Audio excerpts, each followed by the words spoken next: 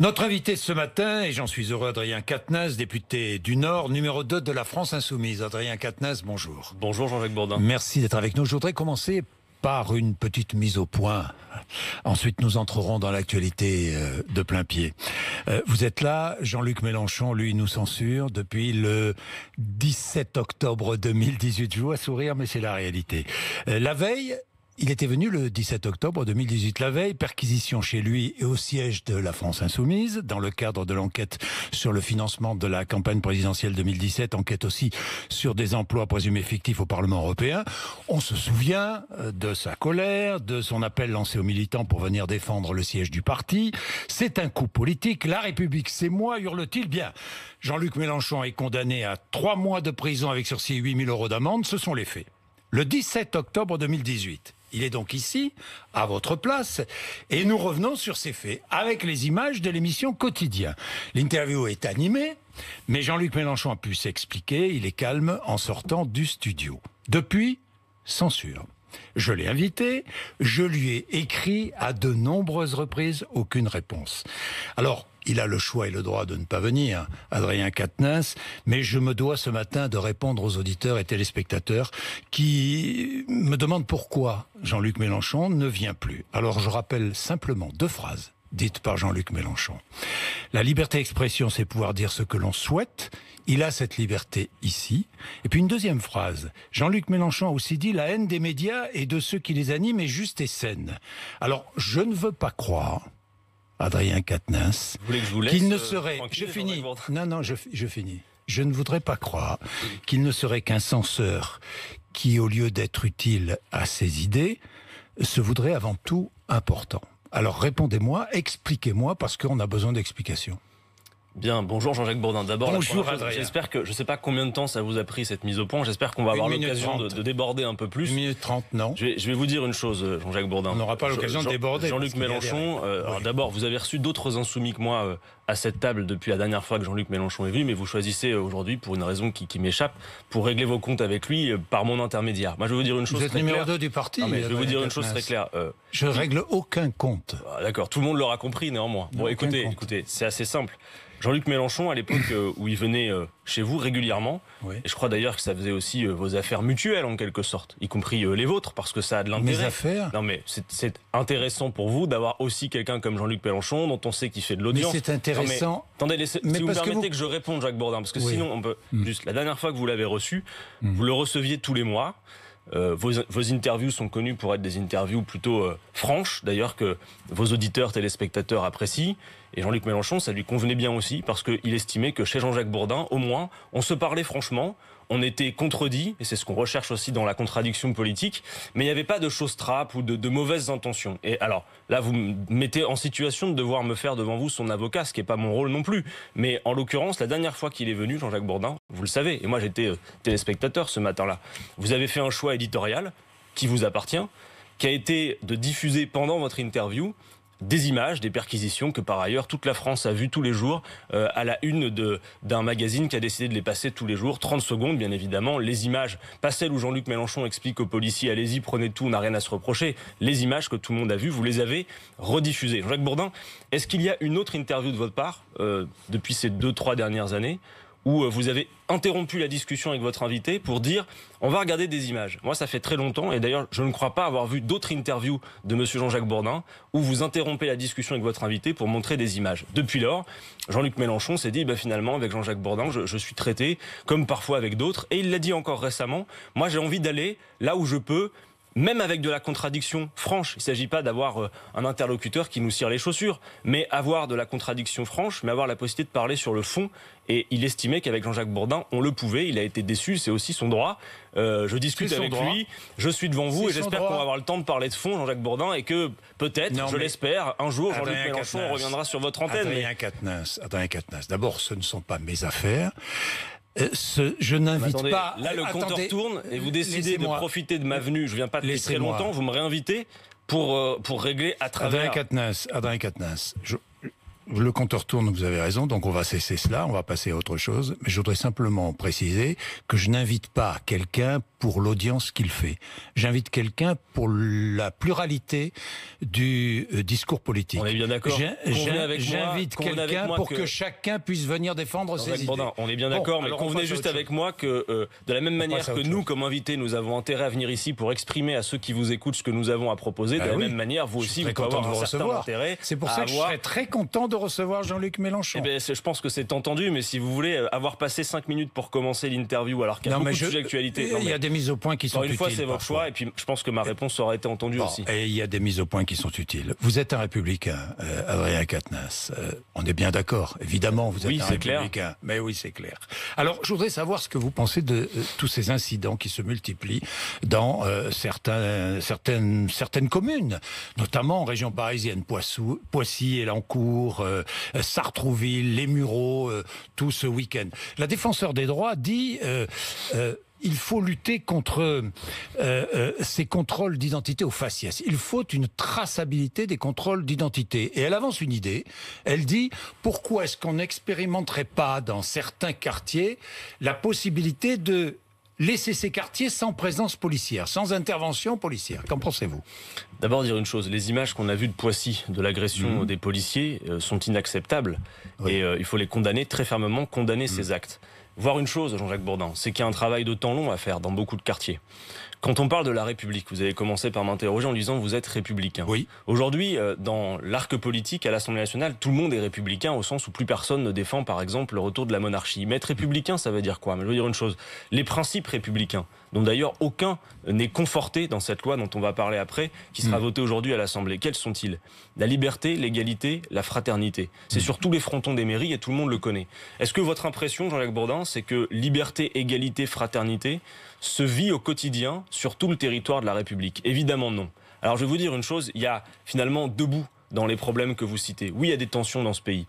Évidemment, il faut des moyens pour la police, des moyens humains, pas des lois comme la loi sécurité globale qui transfèrent des compétences de police vers des boîtes de sécurité privées, qui vont faire en sorte qu'il y aura un transfert des compétences de la police nationale vers les polices municipales, créant son lot d'inégalités. Il faut recruter davantage de policiers, avoir davantage de formation et surtout, il nous faut d'urgence, Jean-Jacques Bourdin, un retour, entendez-moi, à une forme de police de proximité, qui connaisse les habitants, qui aille vers quelque chose qui soit de l'ordre de la désescalade. Nous voulons refonder la police républicaine de ce pays et réhabiliter le terme de gardien de la paix. Voilà ce qu'il faut faire. Voilà, je vais répondre sur les contrôles au faciès. Voilà, vous voulez la refonder. Est-ce qu'il faut une traçabilité sur des les contrôles au faciès, une traçabilité des contrôles d'identité? Et est-ce que la solution d'une non-présence policière dans certains quartiers est une bonne solution?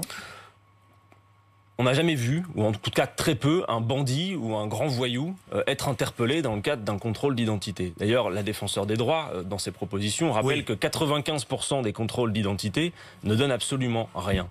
La réalité vécue, en revanche, Jean-Jacques Bourdin, c'est que, je ne sais pas si ça vous est arrivé souvent d'être contrôlé, moi non, moi jamais. Et en tout cas, une chose est sûre, c'est que si vous êtes perçu dans ce pays comme noir ou arabe, vous avez quelques 20 fois plus de chances d'être contrôlé. Avec des situations qui, très franchement, parfois, interrogent beaucoup. Par exemple, des jeunes dont l'identité est tellement connue que même sans contrôle, des amendes arrivent chez eux. Et parfois pour trois motifs à la même heure, chez les parents, sans que les jeunes aient été contrôlés. Le temps tourne, je demande une réponse. Oui, nous avions proposé à l'Assemblée nationale, et ça avait été refusé d'ailleurs par la majorité, qu'on procède par un récépissé, la remise d'un récépissé sur les contrôles d'identité, de manière à éviter le contrôle au faciès. La défenseur des droits, vous l'approuvez ou pas?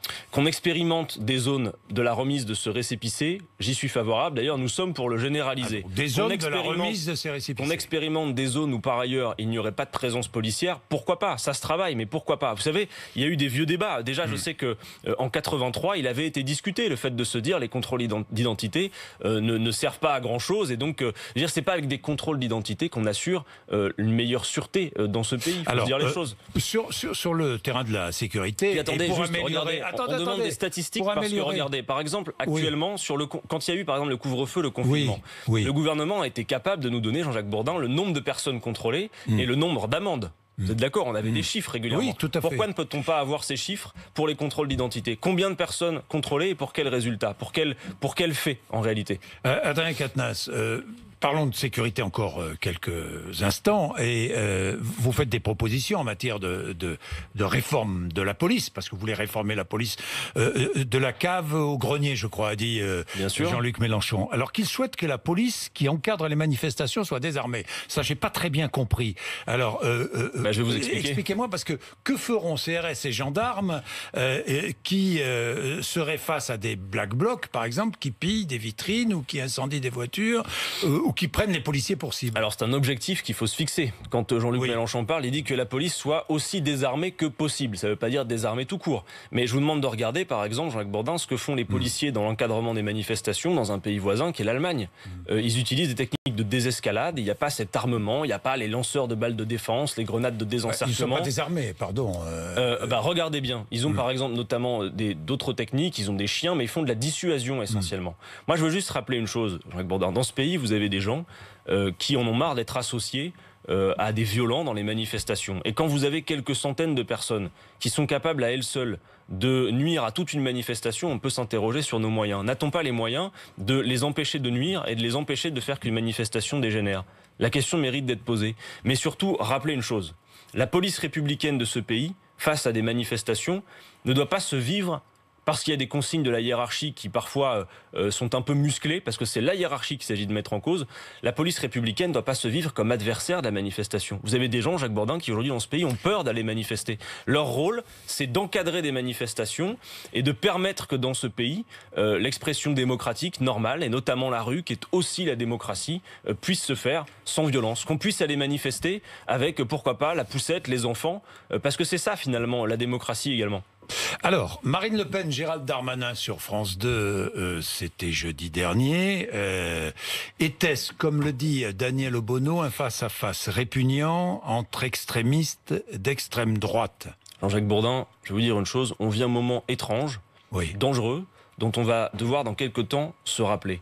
Alors que notre pays connaît, comme c'est le cas de tout le monde, une pandémie, que la France vient d'atteindre 1 million de pauvres supplémentaires, 10 millions de pauvres, c'est-à-dire le record depuis la Seconde Guerre mondiale, qu'on prévoit pour 2021 quelques 800 000 destructions d'emplois, qu'à l'heure où je vous parle, 85 000 emplois sont menacés par des plans de licenciement, que 300 000 personnes sont sans abri, que dans le même temps on apprend que les milliardaires français en 2020, en pleine pandémie, ont accru leur fortune de 175 milliards d'euros, c'est-à-dire 2 fois le budget annuel de l'hôpital public. Pendant tout cela, l'Assemblée nationale de notre pays est réquisitionnée pendant 15 jours pour parler du foulard.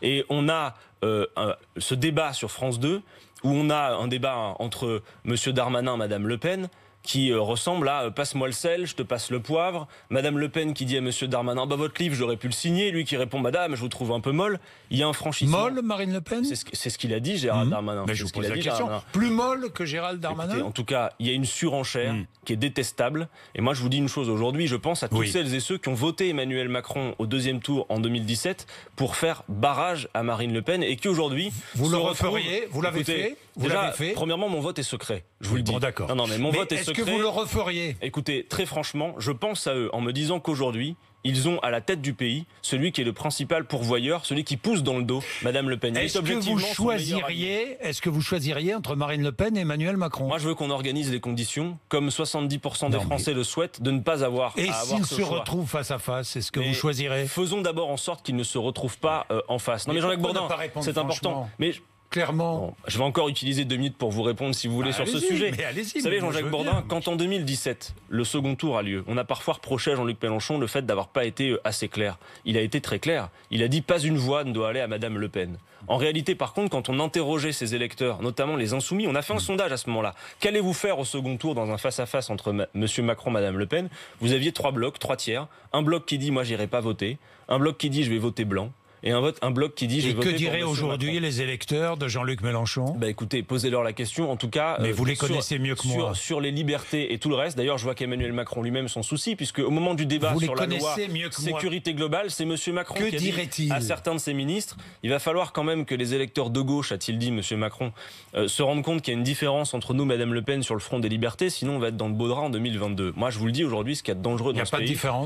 Il n'y a pas de différence. En tout cas, la différence est de plus en plus Est-ce qu'il y a, à vos yeux, encore une différence entre Marine Le Pen et Emmanuel Macron? Quand vous voyez qu'Emmanuel Macron, dans les colonnes d'un journal, l'Express en l'occurrence, fait l'éloge de Pétain et Maurras, quand vous entendez son ministre de l'Intérieur dire à Madame Le Pen, vous êtes trop molle, je crois qu'il y a des franchissements de seuil qui ne sont pas acceptables. Et donc aujourd'hui, ce qu'il faut faire, c'est éviter à tout prix que ce face-à-face se reproduise. Parce qu'on a d'autres choses à faire, Jean-Jacques Bourdin. Il faut permettre au peuple de se refonder, passer à la 6e République. Il faut organiser le partage des richesses. En France, Jean-Jacques Bourdin, 7 Français, 7 personnes, vous imaginez ce que c'est, 7 personnes, vous le visualisez, 7 personnes dans ce pays possèdent autant que 30% de la population. Voilà des sujets dont on ne parle pas dans cette période. Mais peut-être qu'on va parler de la loi en question. Mais d'abord ici, c'est moi qui pose la question. Ça, je pense que tout le monde l'aura compris. Ça, vous le savez, d'une part. Ensuite, vous ne m'avez pas répondu sur la différence entre Marine Le Pen et Emmanuel Macron. Si c'était pas assez clair, je vous réponds. Passe-moi le sel, je te passe le poivre. Et la différence se voit de moins en moins. Ils sont assis vous en à la même table. Ils sont assis à la même table et ils s'entendent. Vous avez vu le même débat que moi. C'est ce que je comprends. Vous avez vu le même débat que moi. Oui. Bon, bah voilà. Ils sont assis à la même table et ils s'entendent. Emmanuel Macron, aujourd'hui, parce qu'il est persuadé qu'il a besoin d'un second tour face à Madame Le Pen, la nourrit allègrement. Voilà ce que je dis. Adrien Quatennens, le projet de loi confortant le respect des principes de la République dit loi séparatisme. Est-ce que vous allez voter cette loi? Non. Non ? Non, je ne la voterai pas parce que, voyez-vous... Et les députés de la France Insoumise ne la voteront pas? Nous ne la voterons Pourquoi pas. D'abord, première chose, cette loi est essentiellement une loi d'affichage qui, après le terrible attentat à l'assassinat de Samuel Paty, vise à faire ce que fait trop souvent le gouvernement, c'est-à-dire simplement de la communication sans effet. C'est une loi, Jean-Jacques Bourdin, je veux que vos auditeurs l'entendent, qui n'apportera rien, absolument rien, dans la lutte nécessaire contre le terrorisme djihadiste. Ensuite, c'est une loi qui prétend conforter les principes républicains, on ne voit pas bien lesquels. Les principes républicains, la liberté, en quoi va-t-elle être confortée par ce texte? Il est liberticide à plus d'un égard. L'égalité, la fraternité, tous les amendements que nous avons déposés, y compris faisant écho à une partie du discours d'Emmanuel Macron qui avait parlé d'un terreau social favorable aux obscurantismes. Tous ces amendements ont été refusés. On n'a pas pu parler dans ce texte du séparatisme scolaire qui ruine la République, qui fait que de plus en plus, vous avez les mêmes catégories sociales dans certaines écoles et d'autres dans notamment contrôler les écoles à domicile, publiques. Vous étiez pour? Bien sûr, la contrôler davantage. Nous, on pense que, et d'ailleurs c'est toujours le cas, que les enfants ne sont pas la propriété de leurs parents. Alors on comprend qu'il y ait des cas particuliers qui nécessitent, par exemple, cas de force majeure, de santé, etc., l'instruction en famille. Vous l'avez voté, cet article? Il y a eu un amendement qui a été déposé par le gouvernement qui amoindrit finalement les choses. Nous, on souhaite en tout cas qu'il y ait davantage de contrôle. Vous l'avez voté, cet amendement? Mais je vais même vous dire une chose. Vous l'avez voté, cet article, ou pas? On s'est abstenu sur cette question-là. Parce que le gouvernement a revu un peu à la baisse les choses. Et puis, il s'agissait de ne pas crisper. Mais même vous dire une chose, sur le plan de la laïcité, Jean-Jacques Bourdin, pour vous dire que ce sont des tartuffes qui, même si la loi n'évoque pas le voile, ont passé 15 jours à l'Assemblée à ne parler que ça dans des débats qui, très franchement, n'honorent pas notre République. La laïcité, c'est pas un athéisme d'État. C'est pas un joli mot pour détester toujours une religion et toujours les mêmes. Voilà ce que je veux dire.